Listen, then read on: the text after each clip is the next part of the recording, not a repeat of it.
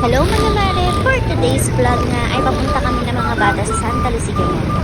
Dahil nga nag-birthday yung aking firstborn at napagpasyahan na lang namin ni mama na mamasyal na lang kami instead of magluto kami sa bahay. Pero hindi nga namin kasama yung bunso ko at yung iba pa niyang apo. So naglalakad kami para i-meet ang aking mama.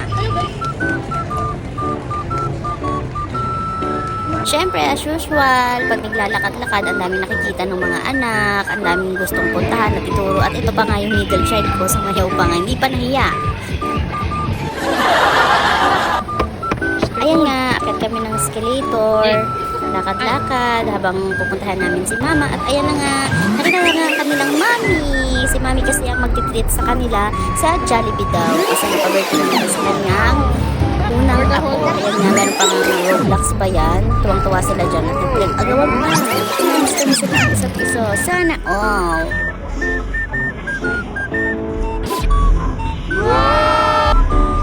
Kaya nga nag-aya si mami. Pumunta naman daw kami sa palaruan para mag-enjoy naman daw itong dalawa. At yung middle child ko nga. Bida-bida na naman. Gusto na naman. Pumunta doon kasi marami daw bata. Pero hindi na nagustuhan. Binalan daw kami ng pagkain. Kaya binalan ko ng waffle. At saka ng ice cream. Kahit bawal siya nga. Siyempre, kahit bawal, nasa at syempre, alam mo naman, pag mga bata, hindi talaga nila maiwasan na magkulit. So, focus na sila.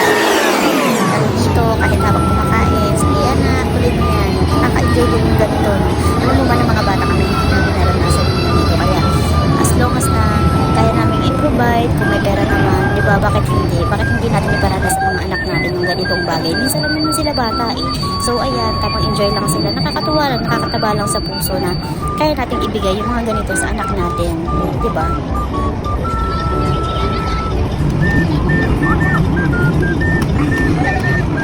Kagaya nga ng sinabi ko, minsan lang sila bata. Oo, mahirap yung buhay ngayon. Pero ano ba naman yung ibigay natin yung kaunting enjoyment sa mga anak natin? Kagaya ng mga maliliit na bagay, kagaya nito. Hindi man kami sobrang mayaman, pero gusto ko lang sana may try ng mga anak ko yung mga ganitong bagay na hindi namin na-try ng mga kabataan namin sila. Siyempre nga, dahil nga kapos nga rin kami sa pera noon, ito nga, enjoy ko na rin. Kasi nga, diba? Bakit hindi? Bata pa rin naman ako. Gusto ko din maglaro.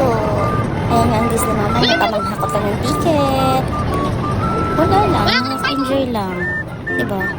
Parang bata lang. Ayan, hakot ng hakot. Ayan, natuwa ako dyan kasi naman ko nakakot at ticket dyan, day. So, ito nga yung middle child ko. Tamang laro din. So, pagod na pagod lang siya pagtapos. Ayan yung ticket ko na nakuha dito sa laro. Ano ko siya? Ito yung anak ko. Ayan, ang dami. Ito yung ticket muncher para magbilang ng mga tickets. Kaya, punta kami dito sa mga prizes. Ito nga, oo. Kala ko sobrang dami mo. Ito nakuha namin, ticket at saka chocolate. So, after naman nga silang pagpagod, ayan, dito naman sila, nag-iya sila sa Jollibee. Ayan, okay na. Hindi ko na nga ito mag-video kasi nga, gutom na kami. At pagtapos nga namin kumain, ayan nga, umuwi na rin kami. Sumakay kami sa LRT kasi traffic ang Marcos Highway. Ito muna na siya sa tren. So, ayan lang muna for today's video mga mare. Salamat sa panonood.